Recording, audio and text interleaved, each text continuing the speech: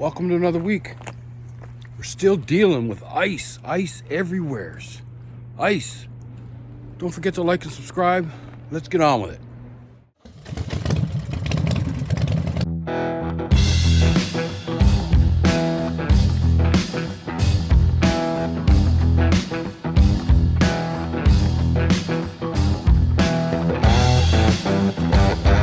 Hi, my name's Gus Cameron, and I'm the owner of This Old Chopper.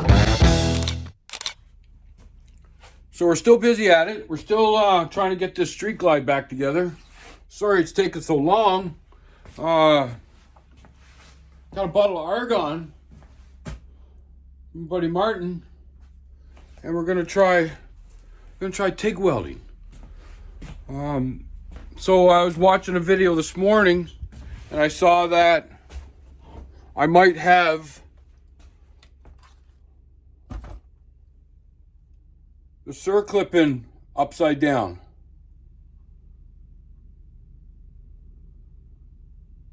I'm going to check my manual, and I'm going to see if it discusses the proper position of that circlip.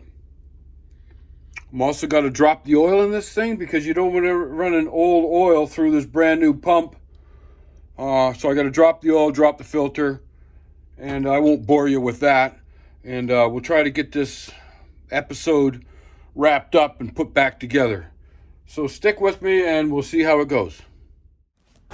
Well, here we go. Look, I got my welding table figured out. Martin's coming over. Got a bottle of argon. Got some filler rod. Got some tungsten. Martin's coming over later. He's going to show me how to weld and prove that we can weld with 110.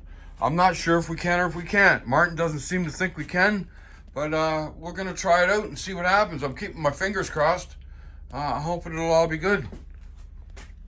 Okay, well, he's going to be here in about an hour.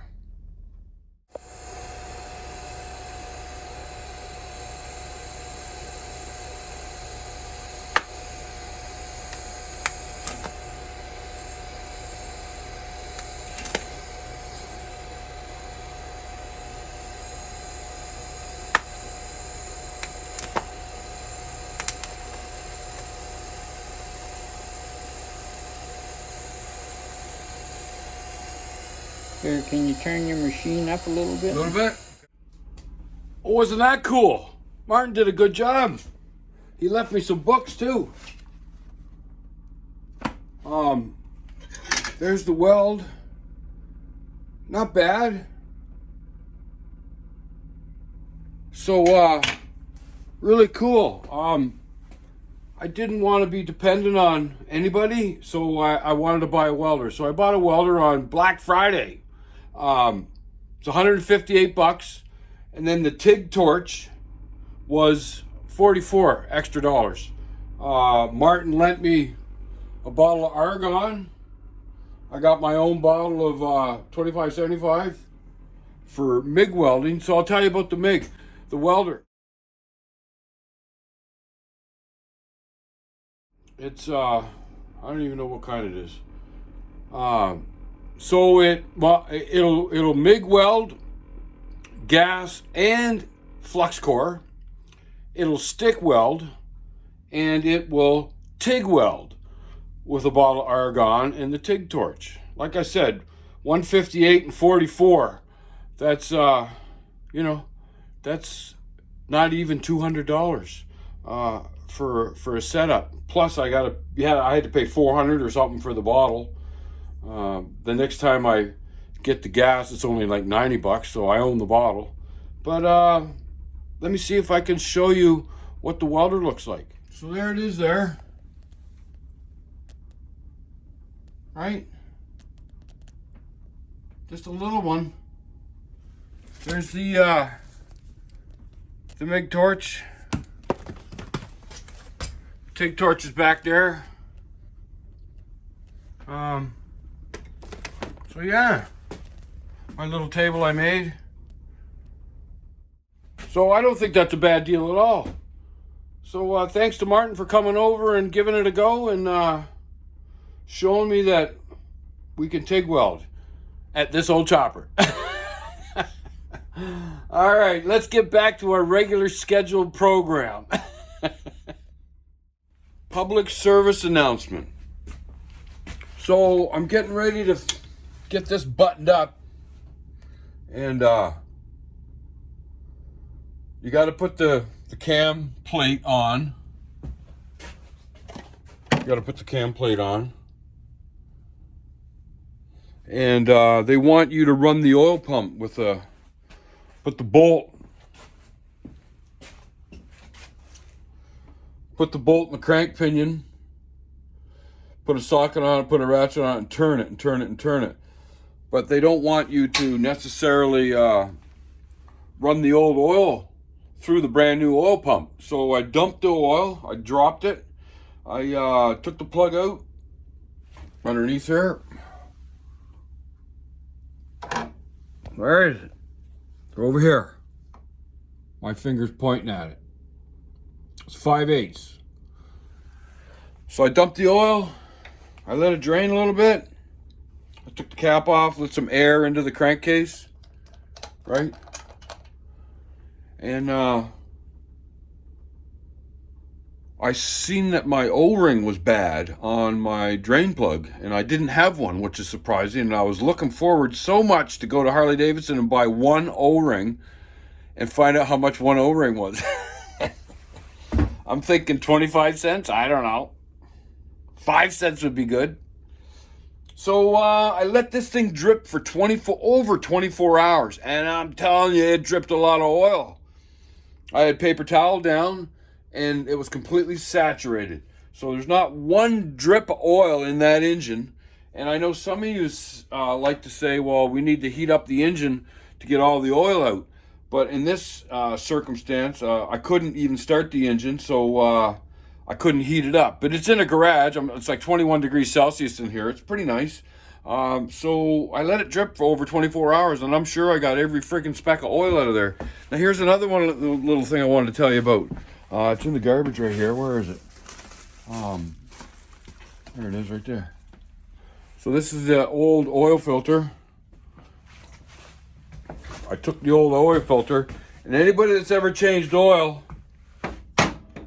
in these touring knows that it's a great big freaking mess. Oops, sorry about that. I was just gonna flip it around. Up in there, it gets everywhere, it's all down. So I have a 2-liter pop bottle that I like to use to catch the oil, and I run a long extension with a 5/8 socket through the neck of the bottle, start loosening it, because it's got a nut on the end of the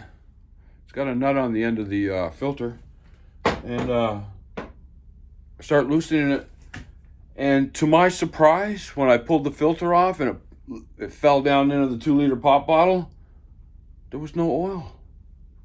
No oil whatsoever. There's no oil in this. So there's no oil in that. So when your bike has been sitting for a while, that freaking filter will drain right down to nothing. Yes, it's probably still wet in there, but it's got no oil in it. So that tells me that all these tips and tricks about priming your oil filter when you get ready to put the new one on, like filling it up and then making a mess and trying to screw it on and all that shit, I think is unnecessary. Put some fresh 2050 in the new filter, slosh it around a little bit, maybe pour the leftovers out into a waste. I don't want to pour it into my jug. And then just spin on the oil filter. That surprised me that there was no oil in the filter. Like I said, nothing really ran out of it. It didn't make a mess or nothing. So maybe it's not necessary to get these things warm to get all the oil out of it. Because I'm telling you right now, she dripped for 30 hours and I got nothing in it. There is nothing in it. I'm gonna splash the filter with a little bit of oil, and then I'm gonna spin it on. It doesn't come with a nut on it, so I gotta use a filter wrench, and just to get it tight, put a little oil on the seal just to make it easier coming off the next time. And then I'm gonna put a couple of liters in the crankcase. I don't want it to all run out because I don't have my oil pump hooked up to the cam plate hooked on into the case. So it will run out. But I want to run some fresh oil through the oil pump. And I'm getting ready to do that. All right, stay with me. So I got 3 liters of fresh oil, 2050, in the crankcase. I'm going to attempt. I lined this all up yesterday. It looks friggin' good. I just want to make sure that everything's getting some oil. This is assembly lube. Everything's getting some oil. They want you to put some in here, and they want you to put some on the shaft. So I've been reading. So there it is. Some on those O-rings, some on those are new O-rings. I'll go through paper towel like crazy with all this oil stuff. Like I said, I got 3 liters of clean oil in there, so I can essentially, I gotta put a little on this O-ring. This is the suction O-ring, and I want to put some on the journals, cams here. Why not? Some on that, some on that, on that, on that, on some on the chain. Why not? You want to do this right or you want to do it wrong? It's only freaking pennies. It's pennies. Okay, so we got some pre-lube on everything. Assembly lube, I should say. I cleaned up all the bolts to hold this cam plate on with a wire wheel. Man, that stuff is sticky. Sticky. So I had it lined up yesterday. I don't think anything's moved. There's assembly lube on the tensioner, so that's going to slide nice. Let's see what happens today. And I do have the bolts on the oil pump loose. Look at that. So you do all your bolts around the outside of the cam plate, and you get to see how that moves a little bit. You get that in place. O-ring is in place. Oh, no, it's not. No, it's not. What's going on here? I pushed that off.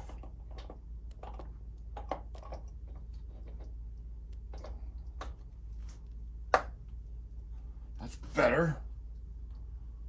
It's still... Uh-oh, I got a problem. Something's... I'm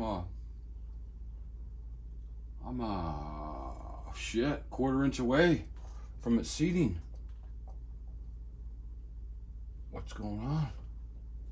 All right, bear with me and I'll be back. Remember I said the cam plate was a quarter-inch away from being against the chest? So I put the pinion bolt on it. I gave the crank a little turn, and it must have lined up one of the flats on the, and in it went. So we are in. We are in. We're in good shape. So now, I gotta get the torque sequence. And get these all. You don't use any, so what did they say?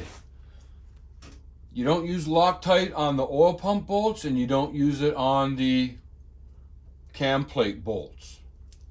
You can use Loctite on everything else. Tensioners and all that other stuff. The bolts that hold the gears on for the chain.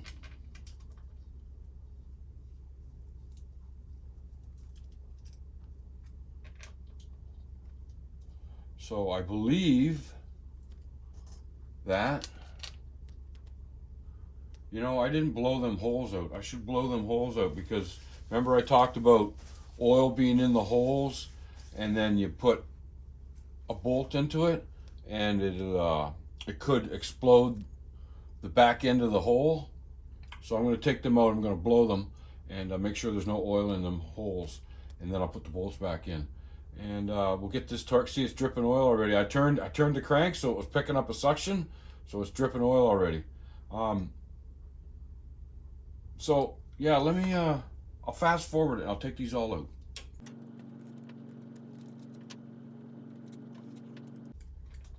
I'm probably going to have to charge my compressor up because I don't leave it turned on when it's in the garage. That's a nice little tip for you to know. Turn your compressor off when you leave the garage, because if your compressor blows a line in the middle of the night, your compressor will run all night trying to get up to pressure, but you got a broken line.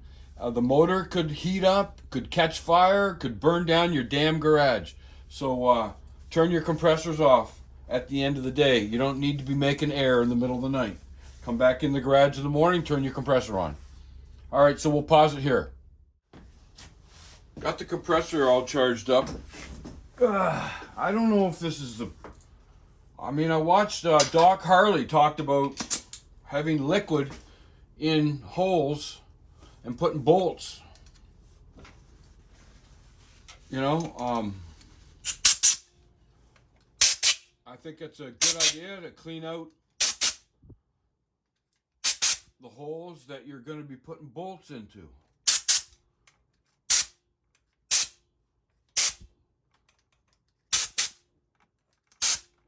That's it. Got them all. Do them ones. Why not? That's it. Okay, so we can start running these in. I never start bolts with an impact or any kind of drill or anything powered.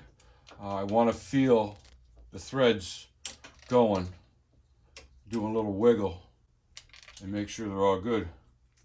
I got I had to order this on Amazon. I didn't have a 1/4 inch 3/16 bit. So I ordered it on Amazon. It was like $9. You know, I'm not even 100% sure I'm doing this correctly, but I'm just snugging them up. Crisscross pattern. I got a speed wrench up there I could get. Everybody likes to hear the sound of a ratchet. I mean, really. I will check the torque, but these are 1/4 20s, and I'm thinking it's 108 to 120 inch pounds. Don't mix that up. We don't want foot pounds. We want inch pounds. So 108 to 120 on 1/4 20 bolts is normal. But I'm going to confirm that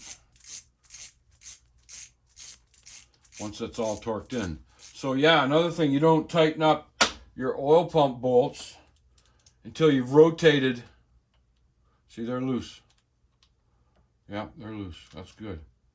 That's what you want, I believe. You want to rotate the crank, which is going to turn the oil pump, which is going to pick up a suction and is going to prime the system, and you're going to center your oil pump. That's what I was reading. Was that on Feuling? Maybe on Feuling, yeah. Center the oil pump, and this is how you center it. I could probably put it in neutral. It's in 5th gear right now. See, look, it's dripping oil too. So it seems like the oil pump is finding its center. I should take it out of gear, but I won't. So I gotta be able to move it for the lifters, for the push rods. So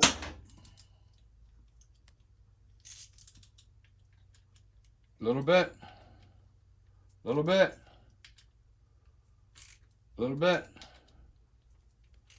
maybe 120 as well. So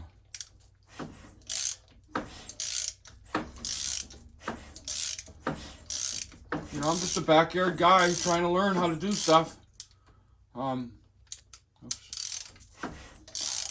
We must be moving oil because I got fresh oil dripping out. A little more. A little more. A little more. I think we're doing all right. What do you think? I mean, I'm following what Feuling told me to do.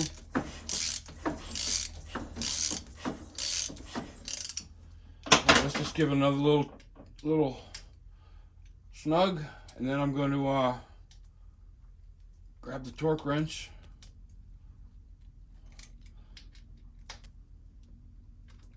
All right, let me check to make sure I'm doing everything right. Let's torque up this cam plate.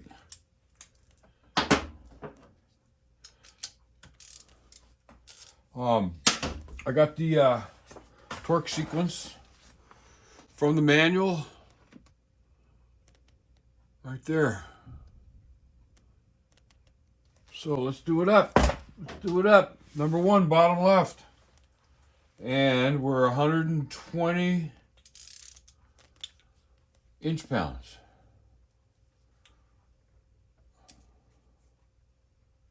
I'm not going to go all the way. 2 all the way over there. Okay. 3 up the top. Oh, that made it to 120 inch-pounds. 3, 4 down the bottom. Yep. 4, 5 over here. And then 6 be up on the top right here. I think I seen he spun it again.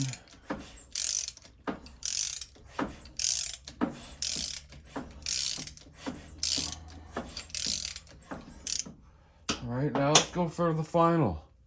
1 down, bottom left, right here. 120 inch-pounds. Oh. There it is. 2 up here.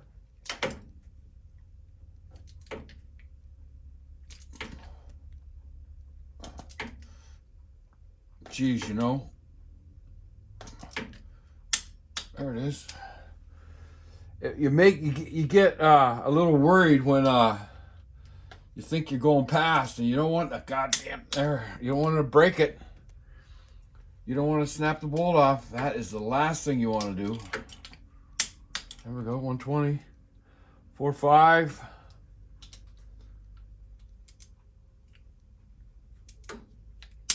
There we go. And 6 is up here. All right.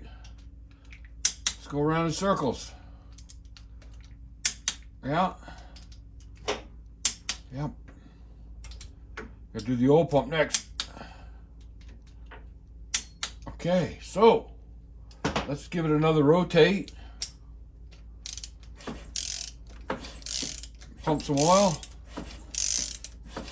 Let's check to see what we got going on right here. Oh, look at that. Crisscross. There it is.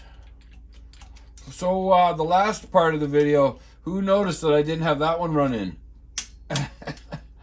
After I shut the camera down, I was going, why is that sticking out so far? All right, folks, so we got 120 on everything.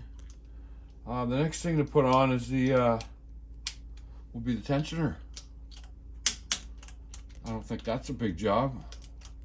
No, not the tensioner. I got to put the gears on without the chain and check for the alignment. And this washer right here, give it a wipe.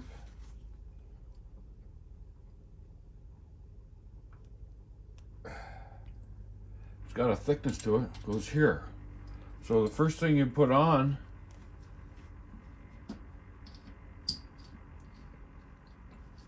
is here's the gear set. The gear set. And you can see that it's perfectly aligned. The dots are the same. So it goes on this way, right? Goes on this way, goes on like that. But you got to put them on separately. I got to take that bolt off. Where's my ratchet? There it is. Take that off. Hopefully. Yeah.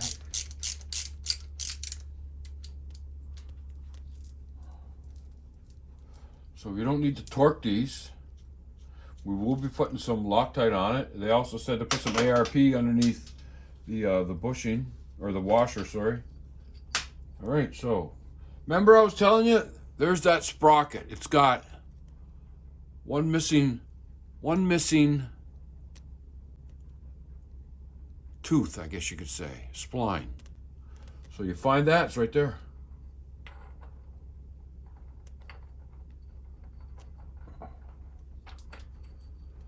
There it is, it's on. So we would put the bolt in that.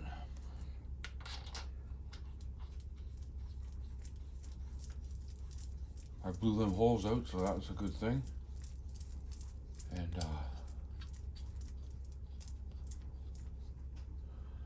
put the bottom gear on. I can see that that's gonna go like that. Oh, look at the flex, look at the slop in that. Shit. I should have ordered a friggin' gear. That's what Feuling was talking about, because Feuling makes a gear. It takes that slop out of it. That's not good. Damn. So I'm gonna have to get up and get a 9/16. All right, unless that's a 9/16, that's a 5/8. 9/16, please. There we go. Sorry, I bumped the camera. So you get a straight edge. I think there's a tool right here. I don't see that fitting in there. I think I saw a guy do it with a screwdriver.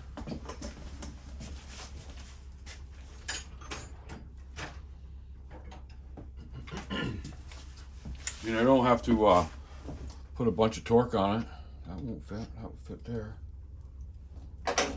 And that's tight. So now you get a straight edge. Let me go get a straight edge.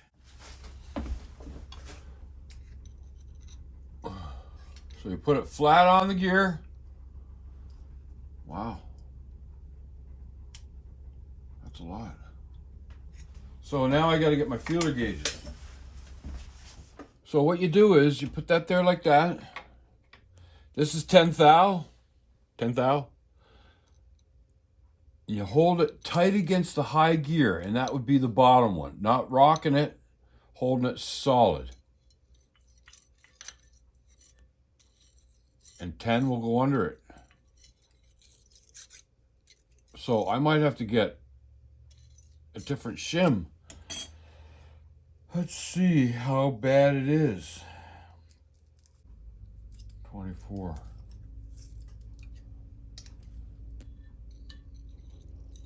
Yep.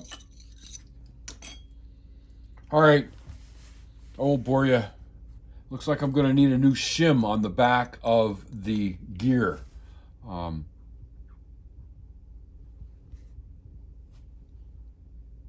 We will do some more investigating.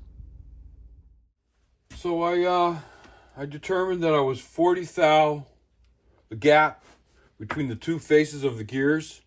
There was a difference of 40 thou. I think 10 thou is the max. So this says on it, it says 279, or I don't even know. So let's just find out what this is. This is the 0 inches, please. There we go.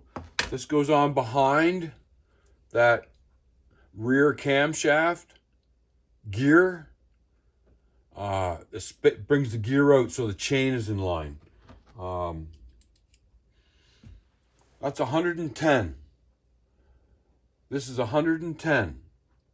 So I need to come out another 40. So I need a spacer that's 150 thou. 110 plus 40, 150 thou. So I'll get on the old interweb and see what I can find. I'll start putting this all together, see how long I got so far, if I got to go to another episode, or if I can wrap it up in this one. I doubt I'll wrap it up in this one, because I got to do the push rod tubes, the adjustable push rod tubes. I mean, I am close. Everything's torqued. Just aligning these two gears, the one on the crank pinion and the one on the after cam gear. The gap between the two of them is 40 thou. This is 110. So I need 150 thou spacer, I guess. All right, we'll be back. So I looked at all my little clips I put together, and I'm getting a little long, so I'm going to have to wrap it up. I appreciate you watching, and what's coming next? I'm going to put these push rod tubes together. These are the old ones. These are the new ones, and you can see they're quite a bit shorter. They need to be shorter so you can use the adjustable push rods. These are very nice. These are Feuling. This is an intake push rod, and the nut will run right up and off. So that nut runs off. And then this, you can make it really short so that you can get it in there, because the rocker boxes are still on this engine. So I need adjustable push rods. They're very nice, they're very solid, and they don't have any flex. I watched a little Feuling, F-E-U-L-I-N-G, Feuling. Where's the label? There it is right there. I wonder if I can read that.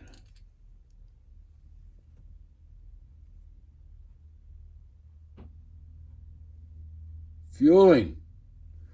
So anyways, yeah, so we're going to have to wrap it up. So once again, check on a buddy, see how he's doing, give him a call, give him an email. It's good for you. Good for him too, or her. All right, see you in the next one.